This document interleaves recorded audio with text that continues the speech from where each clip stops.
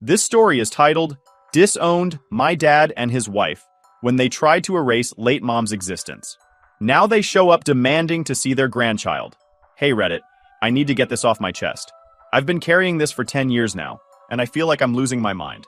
Maybe some of you can relate, or maybe you'll just think I'm being dramatic, but either way, here's my story. My mom passed away when I was 14. She was my rock, my best friend, and honestly, the only parent I really connected with. My dad? He wasn't a bad guy or anything, but we were never close. He was the kind of dad who showed love through things like paying bills and making sure the house was running, but emotional support? That was all mom. When she died, I was shattered. It wasn't a sudden thing. She'd been sick for a while, but knowing it was coming didn't make it easier. I spent weeks barely eating, barely sleeping, just existing in this fog of grief. I thought my dad would step up, that maybe losing mom would force us to lean on each other. Instead, he did the opposite. 2 months after her funeral, he started dating someone. I didn't even know he was seeing anyone until I came home from school one day and found a stranger in our kitchen. She was pouring coffee like she owned the place, laughing at some joke my dad made. I froze. She turned to me with this big fake smile and said, "You must be my name. I've heard so much about you." I couldn't even respond. I just stared at her, then at my dad. He had this look on his face, like he was waiting for me to say something nice. Instead, I just walked to my room and slammed the door. Things escalated quickly from there. Within 4 months of mom's passing, this woman, let's call her Claire, moved in. I barely knew anything about her, and honestly, I didn't care to. To me, she was just an intruder, someone who didn't belong. And then, the real kicker. On my 15th birthday, my dad and Claire announced their engagement at my birthday dinner, as if it was supposed to be some kind of gift. I remember sitting there, staring at them in disbelief. My dad looked so happy, like he genuinely thought I'd be excited about this.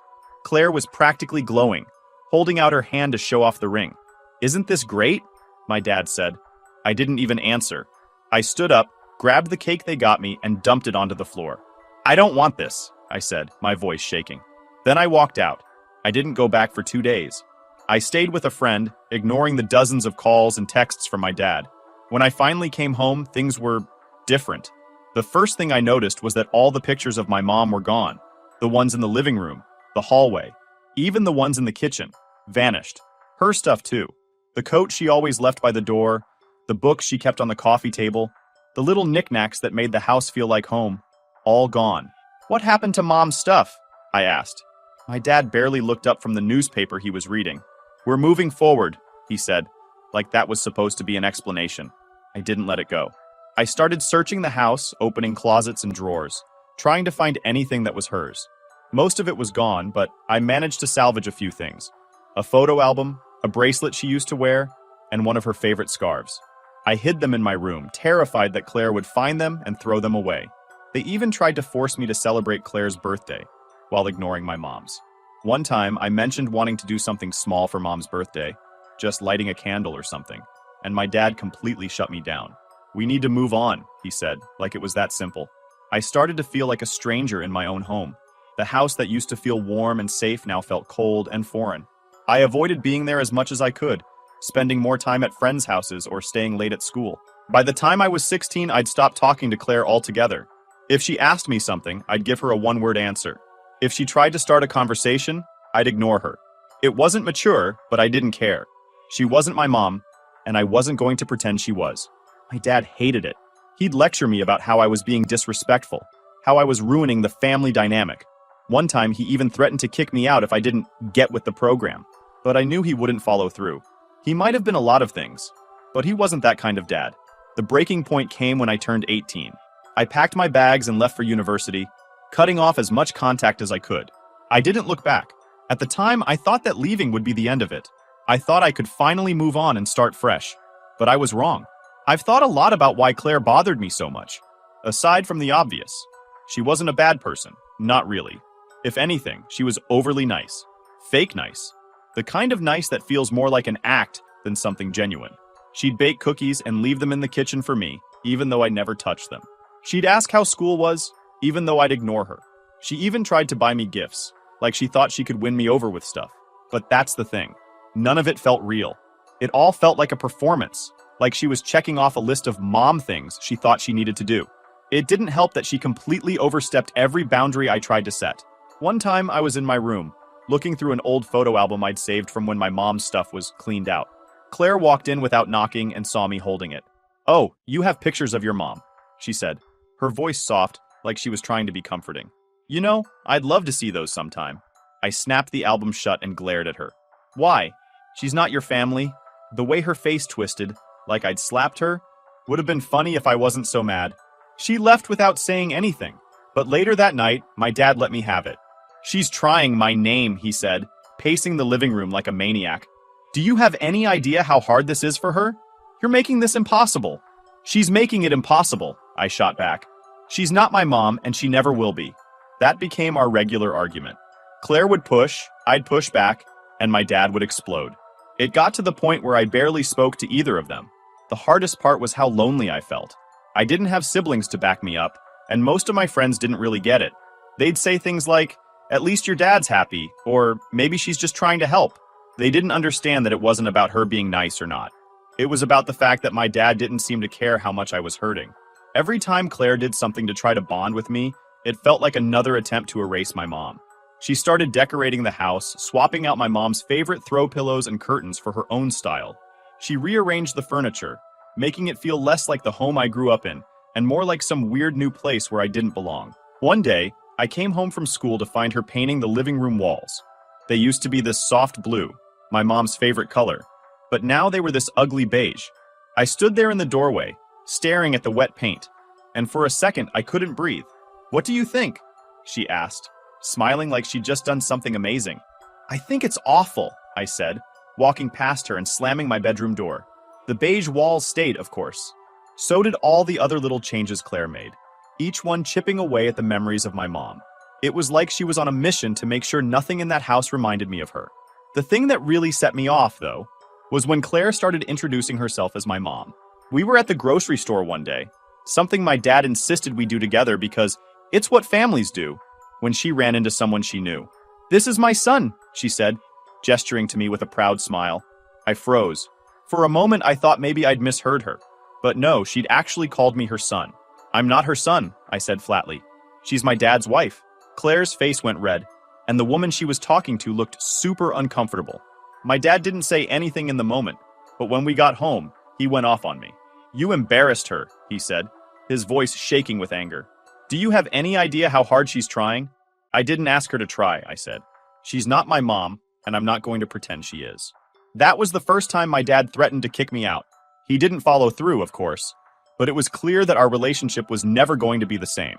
Claire didn't stop introducing herself as my mom, though. If anything, she doubled down. At one point, she started telling people how proud she was of me, like she had anything to do with the person I was becoming. I started avoiding being home as much as I could. I stayed at school late, joined random clubs, hung out at friends' houses, anything to stay away from them. The less I saw of Claire, the better. By the time I was 18, I couldn't take it anymore. I packed my bags and left for university without so much as a goodbye.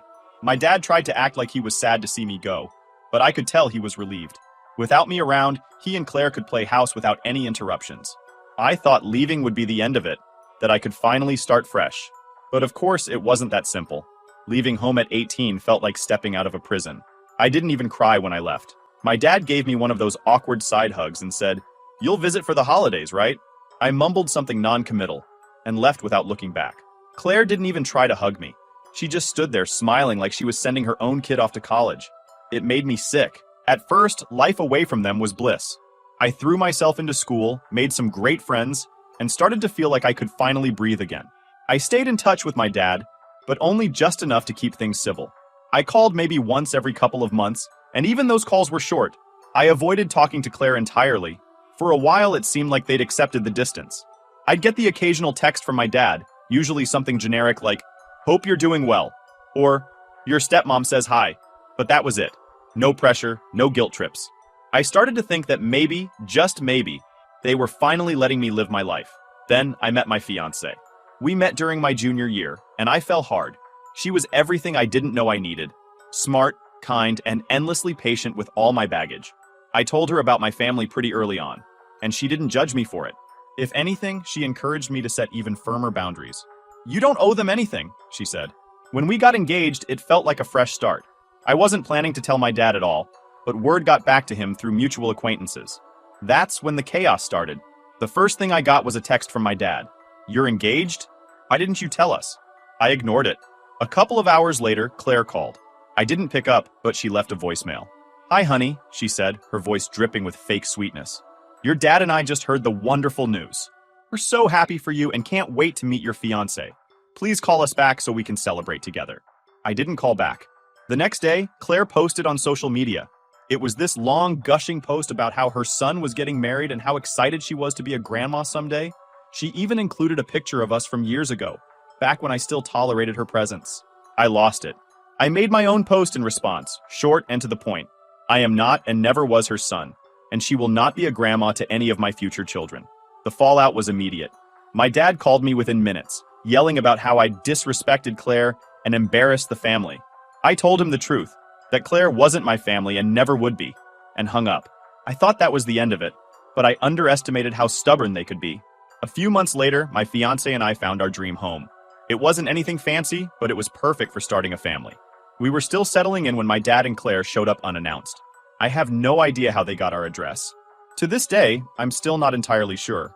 They knocked on the door, and when I opened it, there they were, standing on my porch with big smiles like nothing was wrong.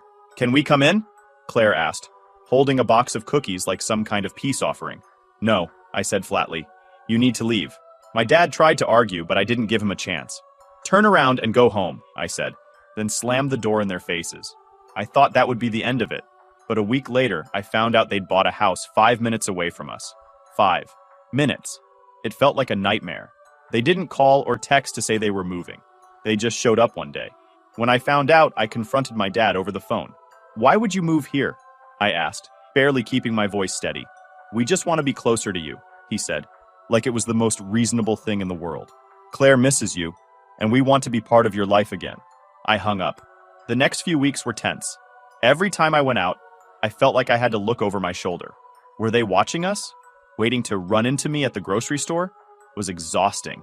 The final straw came when my fiancé and I were planning our birthing plan. We'd invited close family over for dinner to discuss the details, but one person stood out, my brother-in-law, who normally didn't get involved in stuff like this. He seemed nervous, fidgeting, and avoiding eye contact whenever the conversation turned to my parents. Finally, I couldn't take it anymore. "What's going on?" I asked. He froze. Then, after what felt like an eternity, he admitted that he'd been talking to my dad and Claire behind our backs. "They just want to know their grandchild," he said, as if that made it okay. My fiancé went ballistic.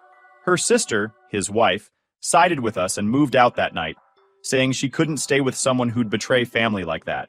The whole thing was a mess, but at least we found the leak.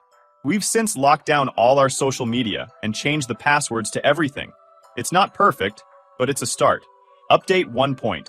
Hey Reddit, if you've been following this, you already know my dad and his wife moved 5 minutes away from us. Uninvited and unwanted. That alone was bad enough, but things didn't stop there. It felt like they were determined to force themselves into my life, no matter how many times I told them no. At first, I tried to ignore them. I thought, okay, maybe they'll get bored and leave us alone. But that hope didn't last long. A couple of days after I confronted my brother-in-law about leaking our address, I noticed my dad driving by our house. At first, I thought it was a coincidence. Maybe he was just passing through. But then I saw him again, and again. It wasn't just him either. Claire showed up at our door twice, always with some excuse. The first time, she claimed she wanted to drop off a welcome to the neighborhood gift, a plant I didn't want and didn't keep. The second time, she came with a handwritten note about how family is the most important thing in life. I didn't open the door either time. I watched her through the peephole as she knocked and called out, "We just want to talk." Eventually, she gave up, but it didn't feel like a victory. It felt like a battle in a war I didn't sign up for. One of the most unsettling things they did was show up at places my wife and I frequented. My wife and I are creatures of habit. We like to go to the same cafe on weekends, the same park for walks, the same grocery store for weekly shopping. Suddenly, my dad and Claire were showing up at all of those places. At first, I thought it was a coincidence. But how many coincidences can you have before it starts feeling intentional? One weekend, my wife and I were at the park, enjoying a quiet afternoon, when we spotted them sitting on a bench about 20 feet away. They didn't approach us or say anything. They just sat there, watching. The same thing happened at the grocery store. We were in the produce section when Claire bumped into us. "Oh, fancy seeing you here," she said, her voice dripping with fake enthusiasm. I didn't even respond. I just grabbed my wife's hand and walked away. The worst was when they showed up at the cafe. My wife and I were sitting by the window, talking about baby names when my dad walked in. He ordered a coffee, then sat at a table directly across from us. He didn't say a word, just sat there sipping his coffee and staring. That was the breaking point. As soon as we got home, I started looking into home security systems. The process of setting up security was a nightmare. Apparently, the demand for installation in our area was high, and the earliest appointment I could get was weeks away. In the meantime, I bought a cheap set of cameras and a doorbell cam to hold us over. One night, the doorbell cam caught something that chilled me to the bone. Around midnight, Claire came to our house. She didn't knock or ring the bell. She just stood there on the porch for a few minutes, looking at the door. Then she left. When I saw the footage the next morning, I felt sick. What was she doing? Why would she come to our house in the middle of the night? I showed the video to my wife, and we decided to call a lawyer. The lawyer told us what we already knew. Legally, there wasn't much we could do. My dad and Claire hadn't threatened us or trespassed. Moving 5 minutes away wasn't a crime, and neither was showing up at public places. The only thing I could do was send them a formal letter outlining my boundaries and consequences for breaking them. So that's what I did. The letter wasn't easy to write. I wanted to be clear, but not overly emotional. I stated that my wife and I wanted no contact, and that any attempts to communicate with us, show up at our house, or intrude on our lives would result in further legal action. Once the letter was written, my lawyer hand-delivered it to my dad. He even had the delivery recorded to avoid any claims of misunderstanding. After the letter was delivered, things went quiet for a while. No unannounced visits, no coincidental run-ins at the park or grocery store. It felt like a weight had been lifted, but I couldn't shake the feeling that it was temporary. The silence didn't mean they were gone. I knew they were still out there, just 5 minutes away, probably plotting their next move. In the meantime, my wife and I focused on preparing for the baby. We tightened security around the house, changed all our social media settings, and made a point to avoid our usual hangouts. It wasn't the ideal way to live, but it felt necessary. Even now, as I write this, I'm constantly looking over my shoulder. I don't know if my dad and Claire have truly given up, or if they're just waiting for the right moment to try again. All right, everyone, before we dive into the final update, I have a small request. We put a lot of effort into finding these incredible stories for you every single day, and your support means the world to us. If you enjoy our content, please consider subscribing to the channel. It really helps us grow and allows us to continue bringing you more amazing stories. Now let's move to the last update. Final update. Hey Reddit, here's the final update. First, I want to say thank you to everyone who's commented, messaged, or just taken the time to read my story. Your support has been a lifeline through all of this. Things have taken some unexpected turns, and I wanted to share what's happened since the last post. After my lawyer delivered the letter, I thought the situation might finally settle down. And for a couple of weeks, it did. No surprise visits, no stalking, no awkward run-ins at the cafe or park. My wife and I were cautiously optimistic, but deep down, I couldn't shake the feeling that it wasn't over. The quiet was broken when my wife's sister, who had been staying with us since the brother-in-law debacle, called me while I was at work. She said my dad and Claire had come by the house while I was gone. They just knocked on the door like nothing was wrong, she said, her voice shaking. They wanted to talk about the baby. She didn't let them in, thank God, but the fact that they'd shown up again, after explicitly being told not to, sent me into a rage. I left work early and called my lawyer on the way home. The lawyer advised me to gather evidence of their continued harassment. Fortunately, I'd been documenting everything: the doorbell cam footage, screenshots of Claire's social media posts, and even a record of the times we'd seen them at public places. The visit that day was just another piece of the puzzle.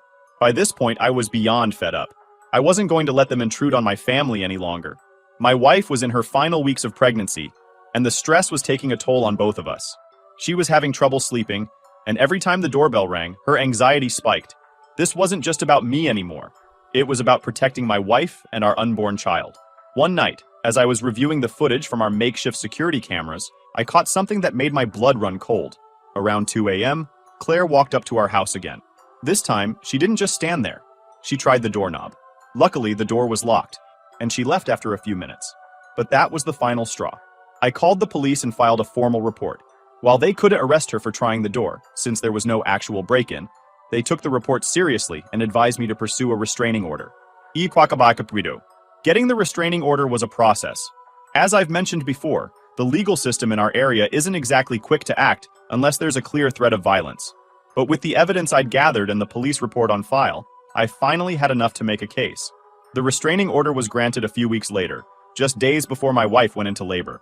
It prohibits my dad and Claire from coming within 500 feet of our house, my workplace, or any place where we might reasonably be expected to be. The timing couldn't have been better. My wife gave birth to our son, a beautiful, healthy little boy, shortly after the restraining order was issued.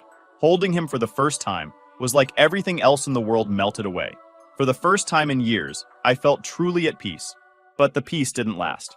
Claire decided to challenge the restraining order. She claimed it was unfair and based on misunderstandings. Her argument? That she was just trying to rebuild a relationship with her son and prepare for her role as a grandmother. I couldn't believe the audacity. It wasn't enough for her to insert herself into my life. Now she was trying to fight a legal order to keep her away. Thankfully, the judge didn't buy her excuses. The restraining order was upheld, and the court even added stricter language to it after reviewing the doorbell cam footage of her late-night visits. Since then, things have been quiet. Too quiet.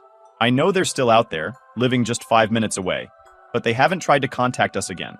I'd like to think they've finally realized I'm serious about keeping them out of my life, but I don't trust them enough to let my guard down. My wife and I have taken additional precautions to protect our family. We've upgraded our security system, installed floodlights, and even set up a system with our neighbors to keep an eye on each other's homes. Paranoid? Maybe. But after everything we've been through, I'd rather be overprepared than caught off guard. Now, we're focusing on moving forward. My wife and I are adjusting to life as new parents, and I'm doing everything I can to be the father my son deserves. I don't want him to grow up in a house filled with tension and resentment like I did. Looking back, I've realized that my relationship with my dad was doomed the moment he put Claire above me. Losing my mom was the hardest thing I've ever been through, and instead of supporting me, he chose to erase her memory and replace her with someone new. That's not something I can forgive, and it's not something I'm willing to subject my son to. Angry. To anyone out there dealing with toxic family members, I want you to know this. It's okay to set boundaries. It's okay to say no. Family isn't about blood. It's about the people who love and support you unconditionally. For me, that's my wife, my son, and the small circle of people who've stood by me through all of this. My dad and Claire might share my DNA, but they aren't my family. Thank you again, Reddit, for listening to my story. Your support has meant more to me than I can put into words. If anything changes, I'll be back with another update. But for now, I'm going to focus on my wife and son. Take care, everyone.